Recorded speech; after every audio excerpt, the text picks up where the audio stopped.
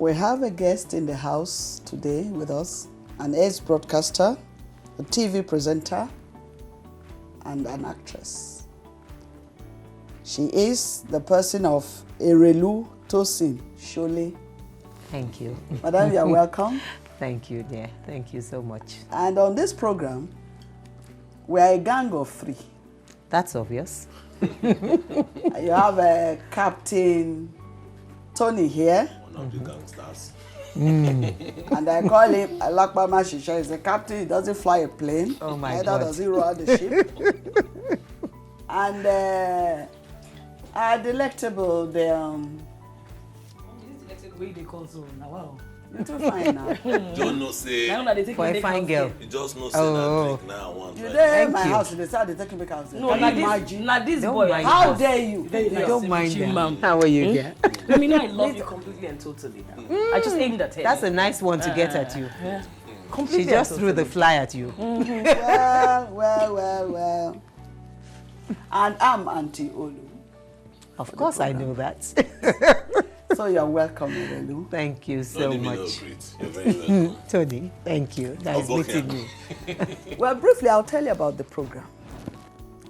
It's a vision to bring to the focus of society a particular group of people that I believe have been neglected.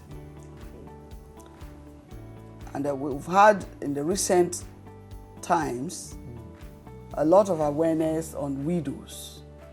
Oh, yes, that's true. Widows with our culture and tradition.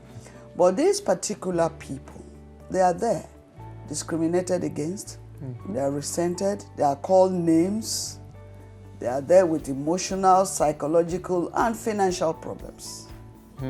That's a serious one. And their children too are there stigmatized with their own emotional problems.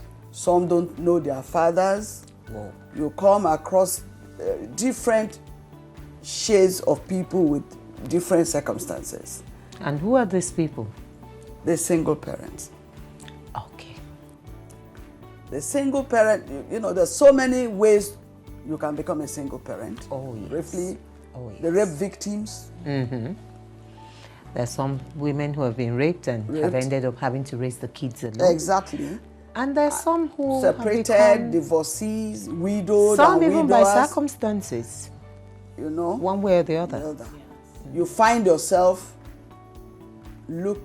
taking care, being the major or the sole caregiver to this child or children. And we are now saying that we can't leave them like that. Even the churches discriminate against them. Which you would is have wrong. thought going to the church, you belong to a church, Yes. you'll find solace. No, it's not so. That's true. They are even kicked out Out of of, shame and yes. whatever. They are withdrawn, leaving their familiar environment in the church and become recluse and all that. And in this program, we are looking at situations where we can bring them together. Look, when you know you're not alone in your circumstance, Yes. it is a very good feeling, Oh, yes. bearable. Yeah. And sometimes we look into the situations. If we are able to get the other partner, very beautiful, and see what happened, why this total neglect. But when you hear the two sides of the story, yeah. sometimes you hold your peace, You can say that again. you know. So that is why I said, let us bring in people who have gone this road before or who are on this road. They will be in a better position Yes. to say it the way It it is. is. You can never know a road except you've gone through it. Oh, yes. So that is the gist of what we are doing here in Auntie Olu's house with these two gangsters. And we decided to have your pleasure Oh, of being with us. thank you tonight. so much. I do appreciate this. And I appreciate the fact that this is coming up at this time. Because really, there are quite a number of women, even men out there, that it's only when you interact with them that you can really discover what the problems are. A lot of women that you see today have one way or the other. I can say that out of every 10 women you meet now, you might just find out that 3 or 4 are single mothers, if not Are more. you a single parent? Yes, I am. Wow, I think I'd like to hear your story. Maybe that goes well. So,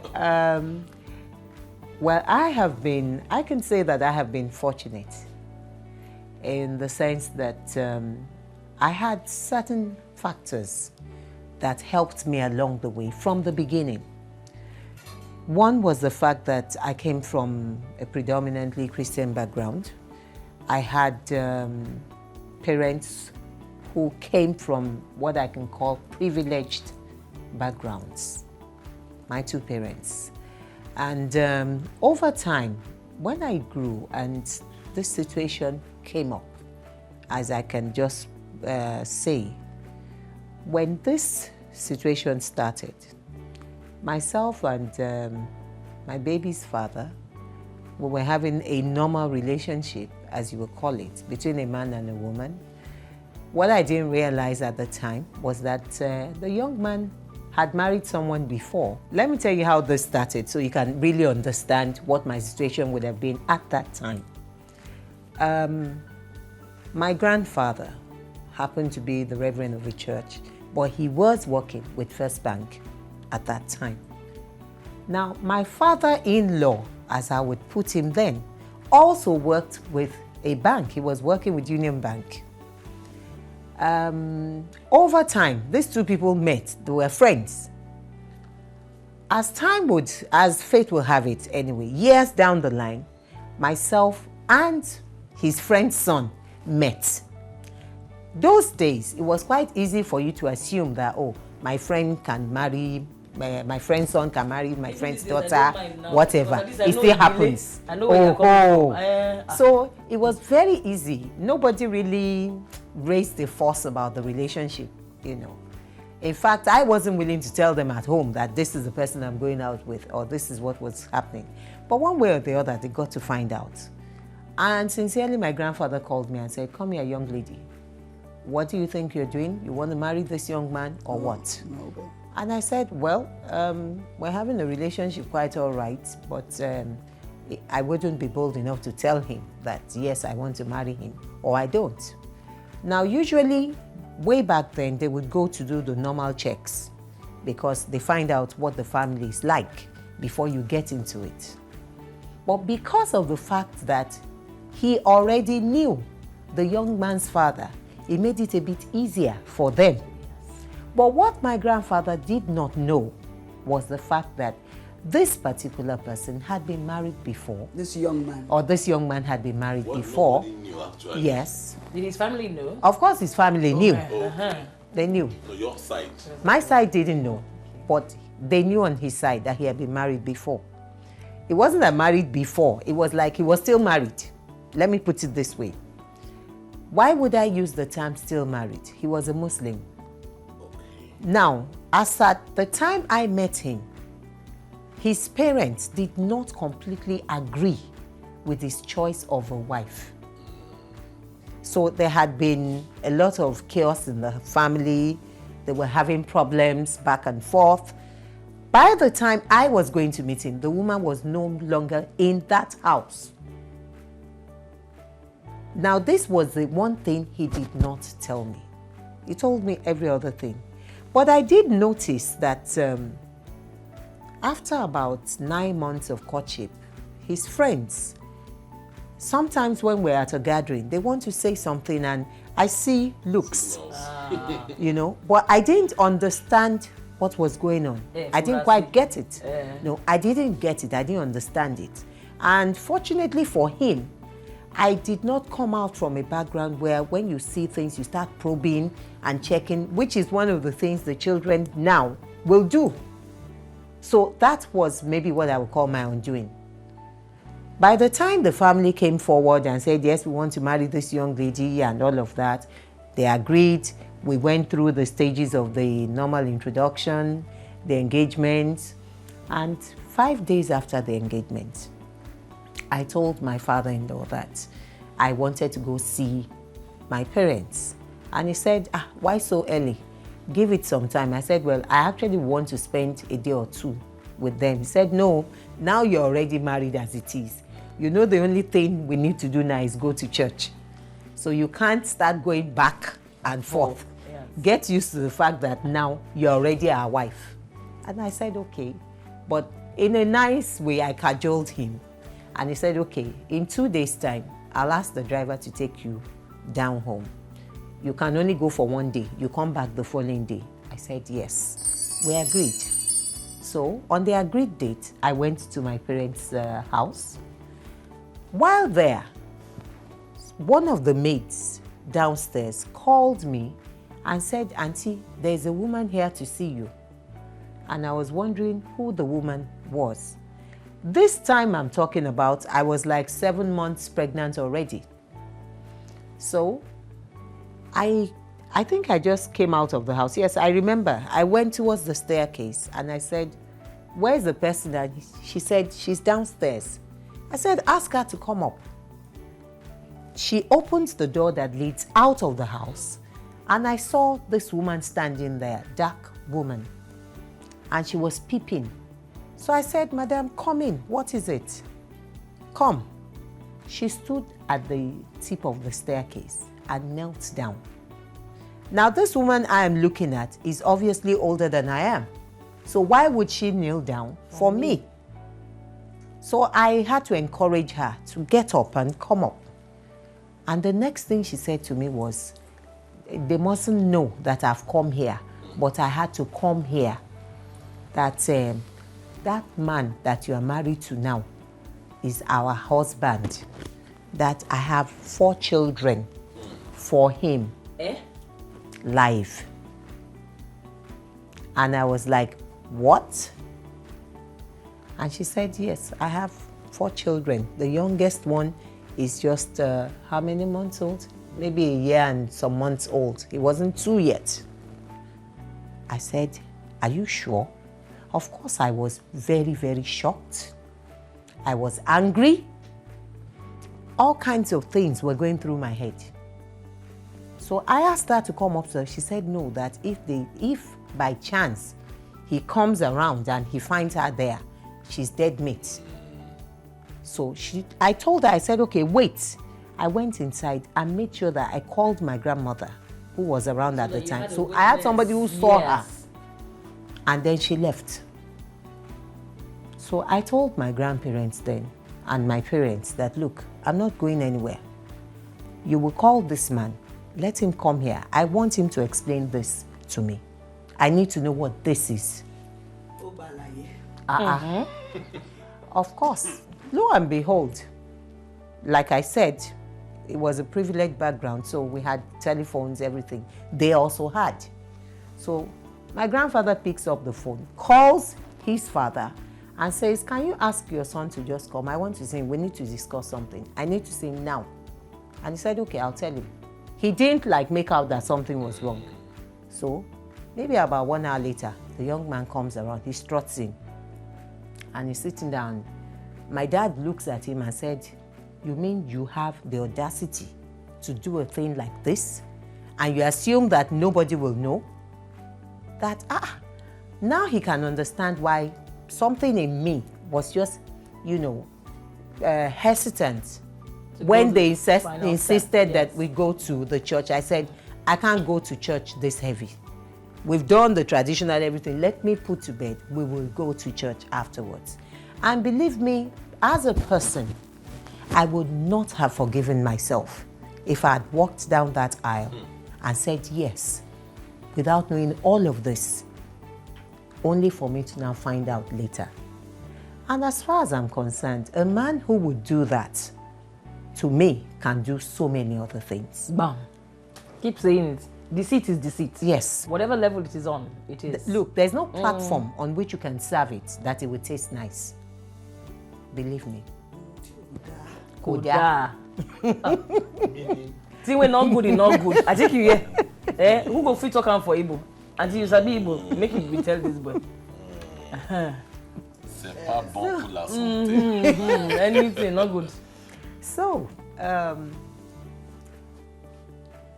here was I, a young girl, Sorry, starting out. I'd like to hear his reaction when Baba told him. So Yes. he could do, was he stunned, surprised? Of course he shocked? was, and he was wondering what happened. Okay, he still did. Oh, yeah. Okay.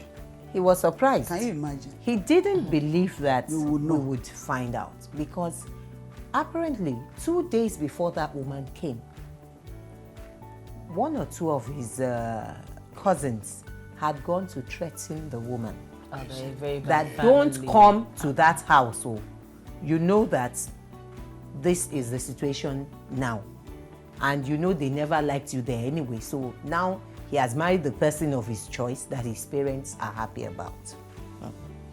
So it gets interesting from here. Now, there's more to this story. oh yeah, there is. It never starts when just Now the the prelude. young man, when he discovered that now we knew, the first thing he did, traditional Yoruba man, he went on all Straight fours, on the straight floor. on the floor, and said, "Please, sir, it is not my fault that so many things cost this and what this and that and whatever." And he was trying to explain, but of course I wasn't ready to listen to anything at that point. I stormed off into my grandmother's room. I left him there, and I could hear my dad, my grandfather and grandmom, shouting. Their voices would go up and come down again and all of that. I just wasn't bothered what was going on. At that point in time, I looked at myself and I said, God, how did I make this kind of mistake? And that at least there were people there to actually check that maybe my grandfather just took it for granted that, oh, he's my friend. He took him at that level. He didn't bother to really do the needful, So I said, well, what would I do from here? I was at a crossroad. I didn't know what to do at that point in time. But I sat there and I was just saying inside of me that I knew that something good has to come out of this for me. Now, when they ran through all of this, the grandparents came, his own parents came to see my parents. They tried to talk over it and everything. And my grandfather said to me, my wife, come, what do you want? And I said, for crying out loud, already in their house, myself and the son, my husband, were already in one wing of the duplex in the house. So I said to them, I said, I cannot, as a mother-to-be, allow you to keep that woman outside there with 4 children.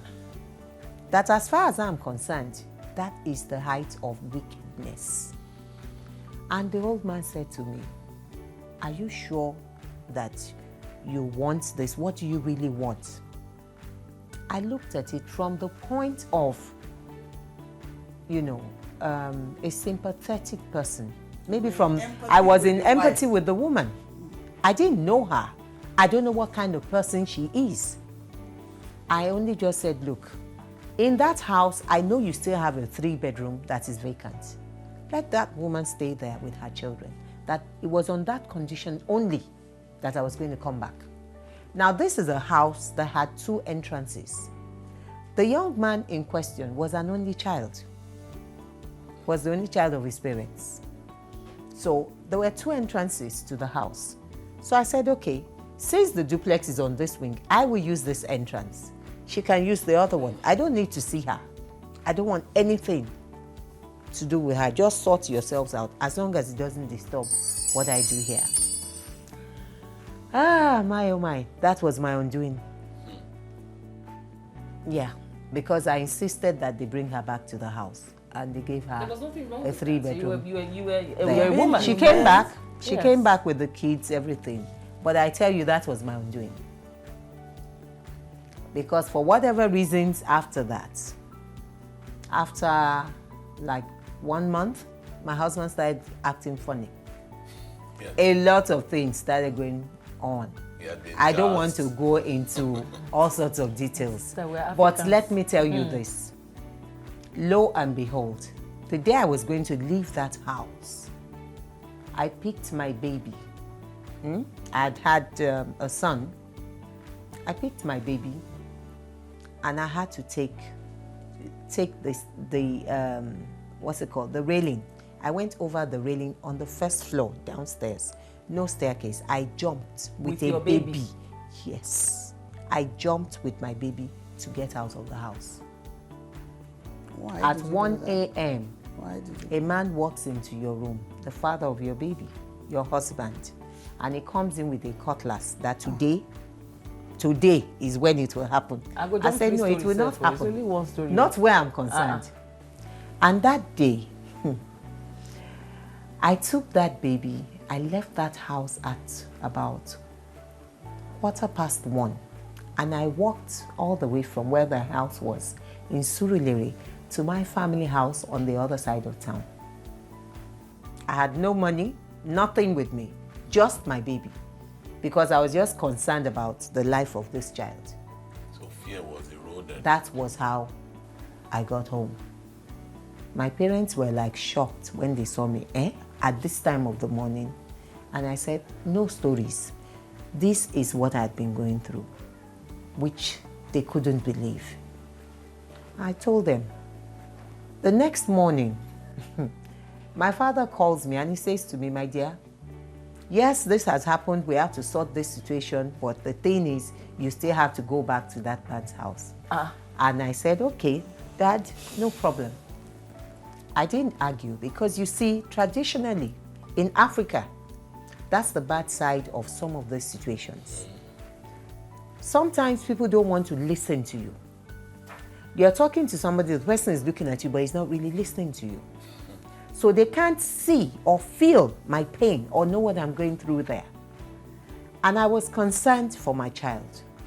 So the next thing I did was to go to a friend's place, and I begged her, I said, I just need to stay in your house for 3 days. I want to get a house. And I started by looking for a single room. You were working then? Yes, I was. We'll take a break when we come back. It's an interesting story.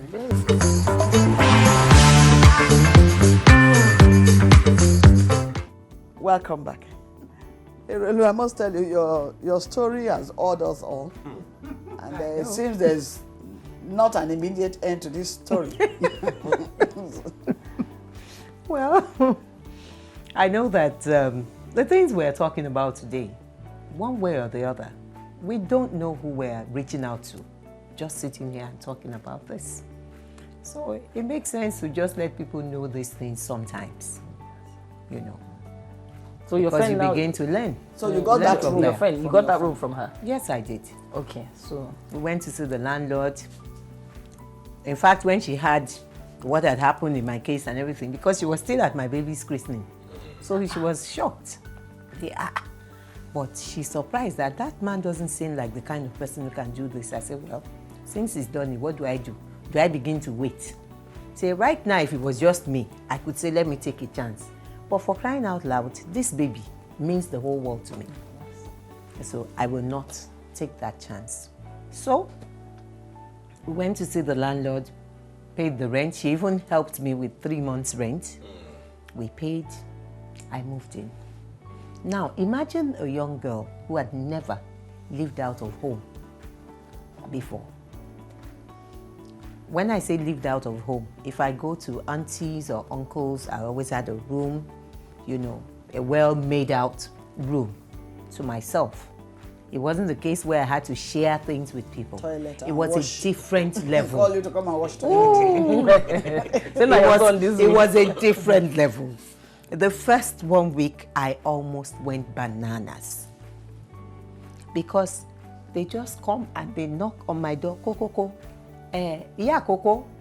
You know, that's what they called me. They didn't know my name. They didn't know my baby's What name. is a Coco? Yeah, Coco. Coco is baby.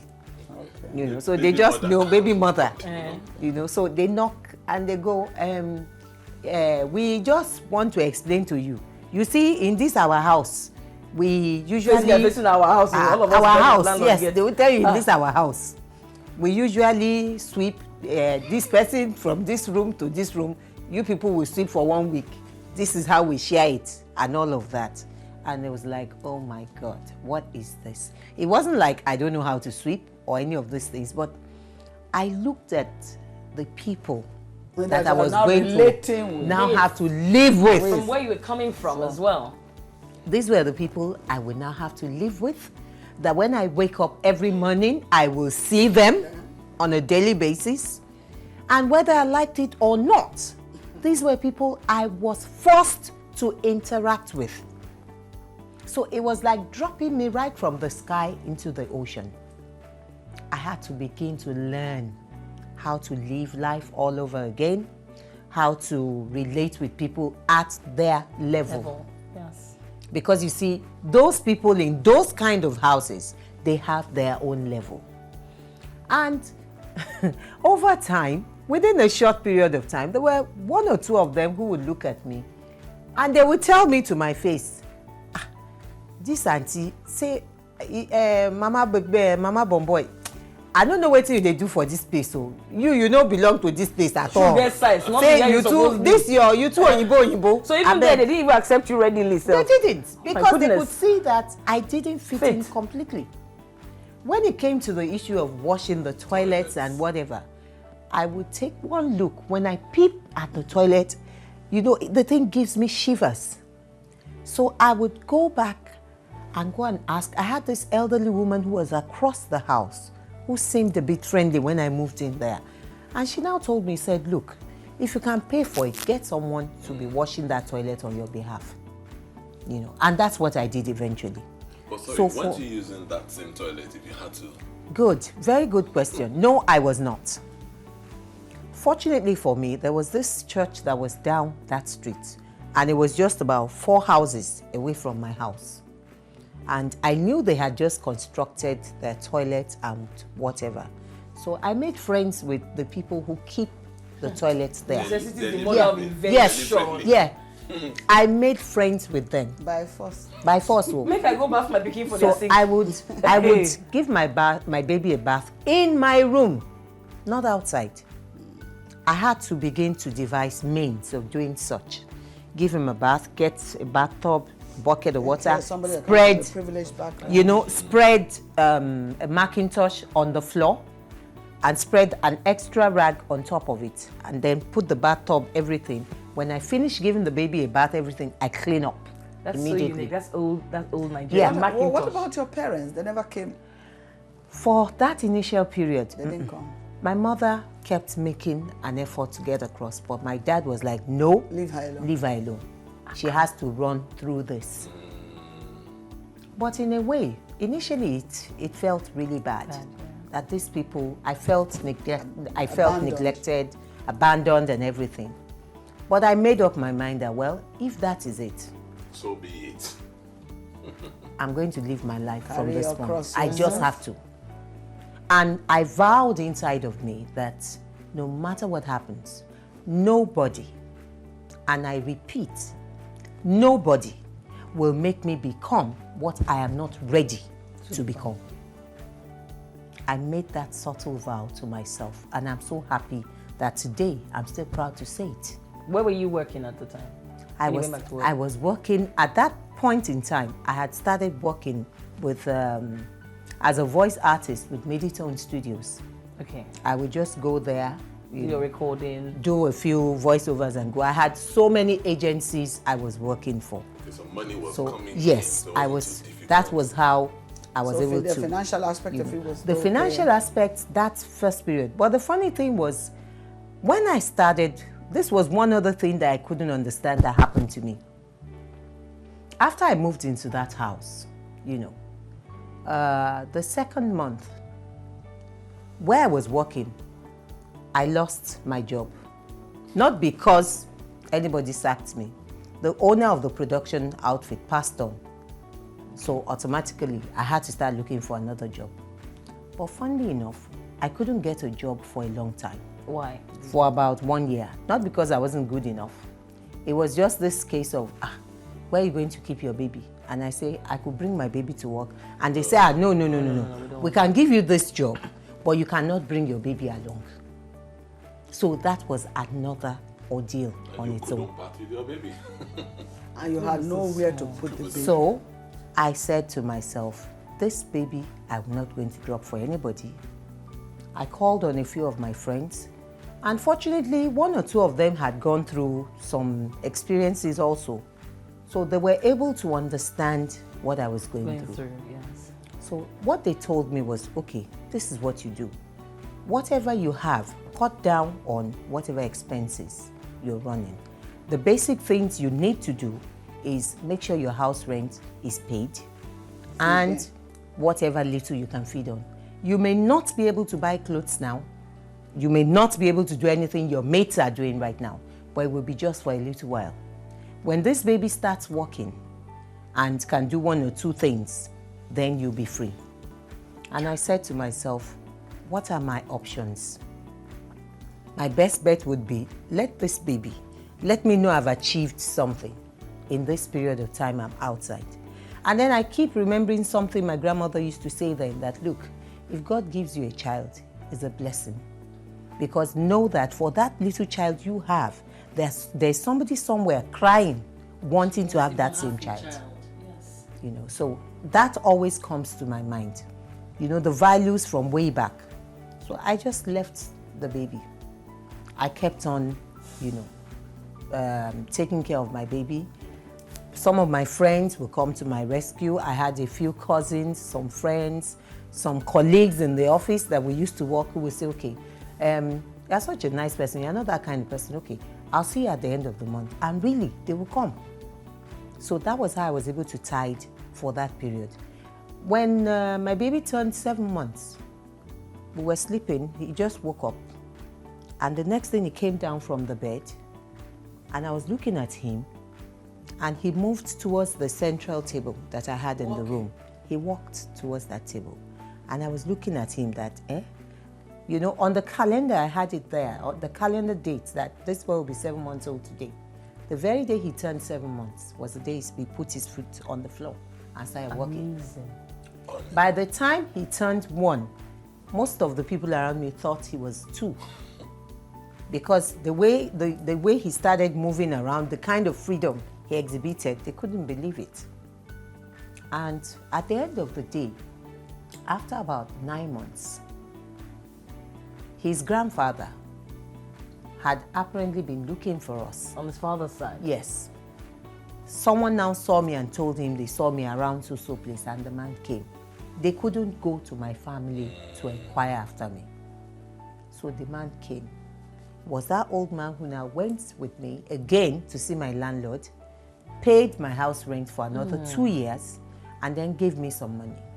So when he gave me that money, I just started a small business within my house. Sorry, was that a Nicodemus mission? He came on his own. He just came on his own. He came to see I didn't look at him, not be that's no the hidden And when mission. you leave the family and come on a compassionate ground. And so who be Nicodemus when you do like that, when you know? That one na my coinage. Okay, not best. Because na night Because I don't Nicodemus know, be like saying that phrase. Nicodemus hides for Bible, go do something. Yes, na night. Na night in Wakana. Oh, all right. So Baba came behind and left all the others so that he would Yeah, correct, Baba. Me, I like it. I want to know about the man. Whether he did anything. And so what? No, so at the initial period, you know, my baby's grandfather paid the rent, gave us some money. The money he gave me, I immediately started some business with it. You know. And what was I doing then? I bought a deep freezer. I was making some of these small lollipops for children from school, you know, and I bought a small local fryer for making, what's it called now, popcorn. Things I could just do in the house there, and then, yeah, I started doing that. Over time, I graduated to selling ice blocks. I went through all of the stages. So when the child was 1 week from being 1 year old, I suddenly had a knock on my door, 7 p.m. that particular evening. And I go, who is it? The door is open. And in walks his father. Without the cutlass, I hope. Abby. You go You check know, your the hand funny first. thing was that my baby's reaction was what got me. Remember, he had started walking. He just moved from the door, moved immediately towards the bed, and held on to. I always place the Bible by the side of my thing. held on to The boy held on to the Bible boy and knows stayed something. there. And I was looking at him that, what's wrong with this little boy? And I said, come in. And he came in. That was before he saw the father. As the door opened and he did this and saw him, he just moved. Now this is a baby that had been taken out of the house at 1 month and maybe a day old. So there's no way you would know him. Yes. But that was his reaction, which surprised me. So when he came in, he stood by the door and I was like, you remember us today, Maroti was say, I hope say no be say we owe money or we do something where you can't collect. You were being sarcastic. Yes, I was. I was very, very sarcastic. I was. No doubt I was. See trouble. And he stood there and he looked at me and said, Madam, good evening. Madam? Yes. And I said, good evening. I said, good evening. And how may I help you? He said, just take it easy. I'm here because I know this boy will be 1 year old in a week's time. And you probably would want to mark his birthday and whatever. And I looked at him. That you mean that is the only thing that is important to you, so that they will whether the baby survived or not was not the issue. To celebrate. So notice how I've drawn closer to you, I said, because you know. I asked him, I said, so that's the only thing that is important to you. Say, well, he would have come earlier, but he doesn't know the frame of mind that he will meet me in. I say, so today, what frame of mind have you met? No, he knows the frame of mind that is coming. I said, today, what frame of mind have you met? You know, I knew that probably the grandfather coming, 1 or 2 people who had seen me from their family side would have said, she's not doing too badly. She seems to be getting a hang of things. She's okay. And you know one thing I realized with men, in that situation, a lot of men, when they do things like that, they get on your wrong side.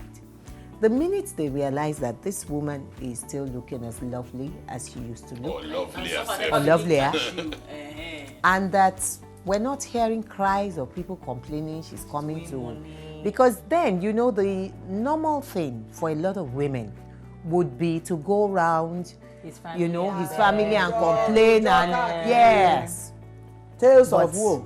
By the time I'd spoken to 1 or 2 people and they were still coming and asking, I said, no, just forget this. I don't have time for this and I don't have this kind of orientation.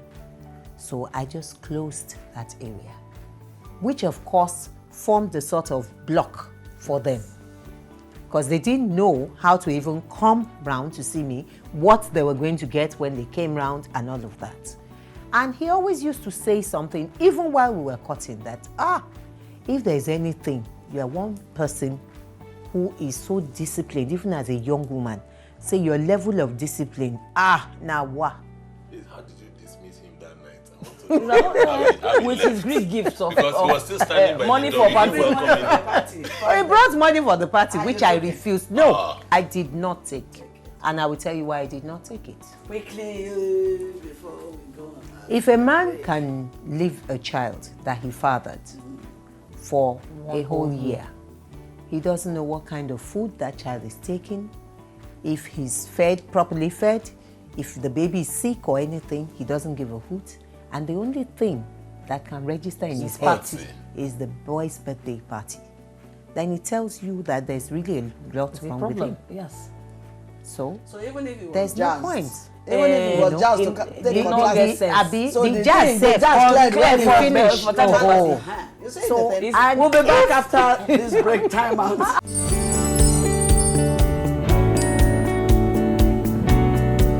Welcome back. If you are just joining us, the program is still the Travails of a Single Parent with Auntie Olu and the gang. Erelu? Yes, so. You have such an interesting story. Extremely. Yeah. And one thing that keeps striking my mind as you speak is that you don't judge anybody. Oh, yes. You don't judge anybody until you hear their story. Oh, yes. Please continue. Thank you. Well, by and by, that day, I just looked at him. I refused to be taken into any unnecessary arguments or whatever. So I told him, I said, well, if you have actually brought something for your son, or you know that it's his birthday, whatever you want to plan for his birthday, you can go ahead. That was all I said to him. And he said, but I'd like to have a few words with you. I said, go ahead. He said, standing. I said, why not? Of course, why not? His mouth always used to talk. Of course, now. That's exactly what I said. That's exactly what I said. He said, standing. I said, yes, of course, now. He said, I said, what is the Shebi enulomafisona. You don't have to sit down to say it. Say, is it that bad? I said, is what so bad? Say, you are not ready to say anything. As you can see, I'm very busy right now. And it's almost time for my son to have his nightcap and whatever. He said, okay, I'll come and see you later.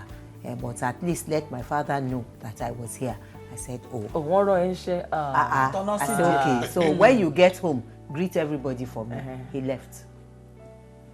Exactly 1 week later, my father-in-law comes over in the morning. Very early in the morning, the man came. He came with 1 or 2 afars to come and pray for the baby.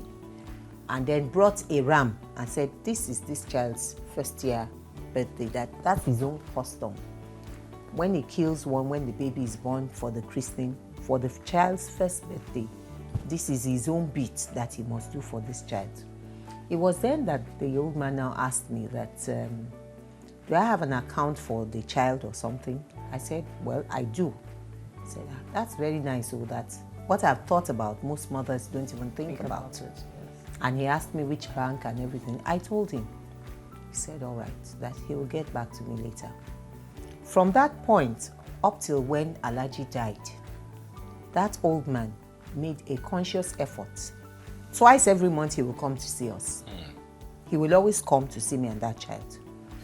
After the first 6 months, he came one day and he said to me, look, anytime you want to come to the house, now come. You are free to come to that house. Nothing will stop you from coming there. Anytime you are coming, bring this child along. Erelu, our time is fast spent. Yeah. And we'll be asking you a few questions. All right. We've heard how you have come down from a pedestal, so to say, raised in a posh environment. You went to live in a room, I just call it, barracks environment where you have civilian barracks. Civilian barracks. Where you have to take turns to sweep the yard and wash toilets, and the lack, emotional problems, psychological battering, and all that. But I'll tell you that at the end of the day, luck was on your side. Yes, you had parents-in-law that took, more than a passing interest in your case, your situation. The man will come around, bring money and all that. And no, he wasn't bringing the money. He wasn't bringing money. The grandfather to my son, maternal grandfather, yes, would come in occasionally and give us whatever he could, which wasn't really much. But it bridged some gap for a little while. It will do something. It's better than no visitation from that end at all. What did it do emotionally to you? Good. That's now. Like I said, I was saying something before we went on the break that I observe 2 things anytime I go to the house. I realized that my son had a relationship with his grandfather, that there was some kind of bonding between them. It was okay. I don't have problems with that. And I also realized that this same woman who was still in the house, anytime she as much as hears I'm around, she locks herself in the room somewhere. She will never come out of that house until when I leave. guilty conscience. That has always been the case. Now, over time, at some point, I think when my boy was 7, the day he turned 7, his father came with a few friends and he was crying that morning. Yes. I don't know. I don't know. He told me that he was coming from, they call that thing wasi or something. It's like an open air sermon that Muslims do before the fast. And that the person who preached there, everything he said had to do with his life. And he cried all the way from that venue to the house. He left his car. His friends brought the car. And when he got in and realized that that morning was that boy's 7th birthday, and I said to my son when he came in, well, I called him, I said, that's your father. The boy looked at him and asked him, where have you been since all this while? And why are you crying? The man started crying more. So my son looked at him and was like, Mommy, did you beat him? I said, no. That's not my first question. I didn't touch him. Correct guy. So I said, well, we are going for service. And you can see there are some women. He met the women who were cooking. You know, that we're going to have a small, You were still small in that youth one party. room. Yes. We're going to have some small youth party for this child. And that was it. So we told him. He went with us all the way till we got to church, and then he went. He left. We finished our events and came back home. And I sat down with my son, and he said to me, Mommy, I can see what you've gone through. I will never forget those 7-year-old words. boy. Yes, I will never forget those words. He said, Mommy, I've seen what you've gone through. I know that this is not your background. That's the word he used. A 7-year-old boy. Yes. Said, I know this is not your background, but just pray for me to become somebody. I'll take care of you. How old is he now? He's 23 now. 23 now. I bet you're best friends. Oh, yes. You What can about say that your parents again. at this stage? They didn't come back. It was when he was 8 that I gradually started getting them on my side now. They were able to understand one or two things. And of course, we had our battles, we fought, and then we came back to reconcile. And they realized that in some ways they hurt me. Yes. That there were certain things they should not have done to me. In more which ways they than did, more ways than one. yes. You know, so as the young man was growing and it was time for bigger school fees and everything, the challenges began to set in. Of course, I had to do extra work. And this is me. Right from now, I'm still proud to say it. One, I don't know how to double date like most women can do. Some women ask can you what do about it. love and I romance? can't. Yes. 2 is also the fact that I believe so much more in what I can do. You know, working. I can work, you know, just give me anything that will make me, keep me busy, that would be fruitful at the end of the day. Let me just have something to do. So in the process, it made me do what you can call multitasking. I learned to do so many things. It was one thing to have come from a background where I already knew how to make beads from when I was young, because my grandmother used to make them. But coming through that brought me into a world of so many things that I could do. Being a regular broadcaster was one, that's the training.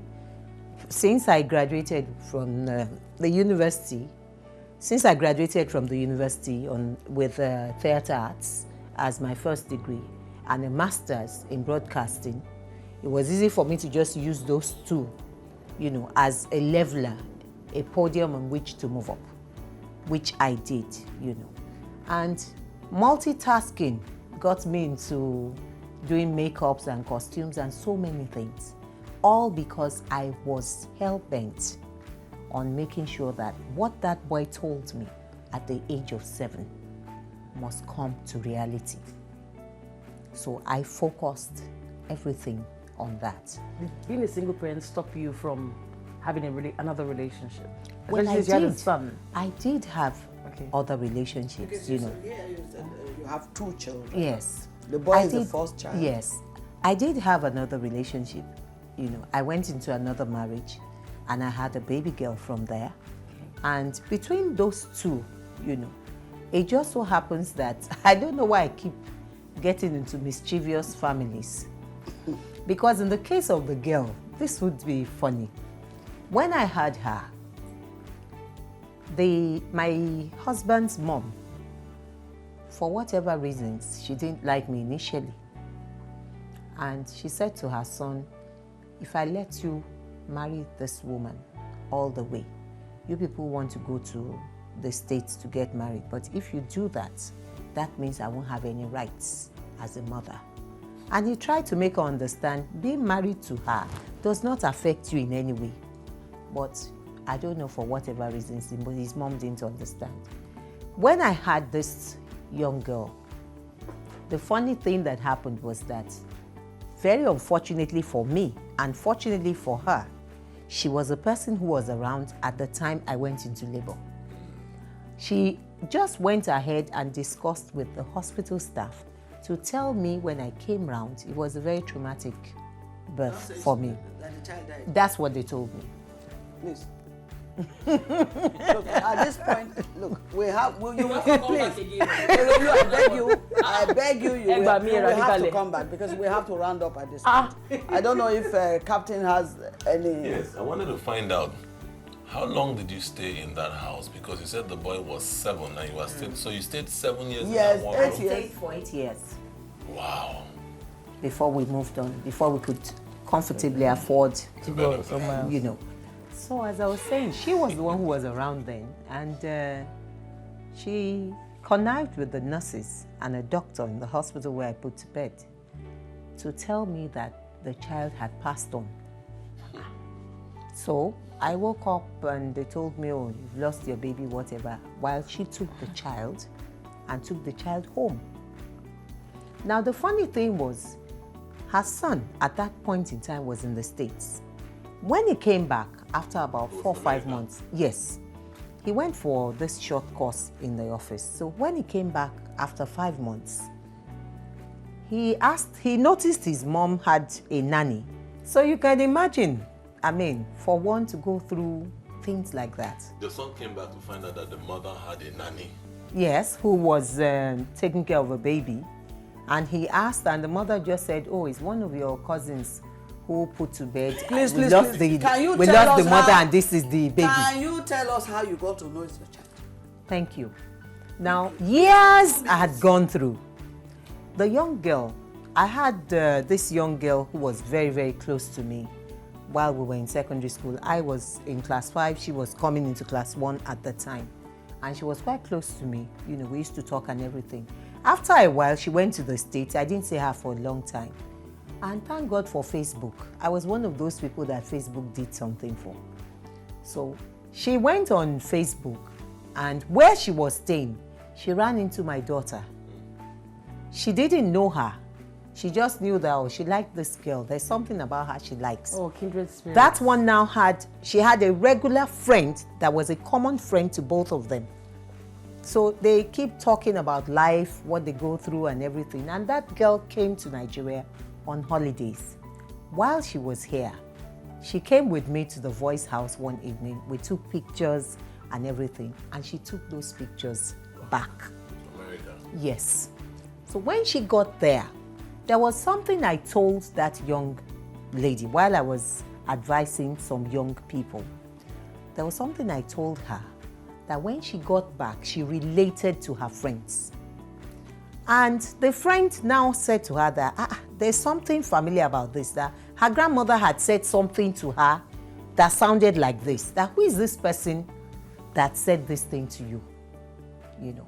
And she said, well, this is the woman who I met her so place. She was my school mother when we were in school, this and that and all of that. And the young lady looked at the photograph and said, this woman, who is this woman? My daughter was the one pointing to my photograph. Oh my, and was asking, this woman, who is this woman?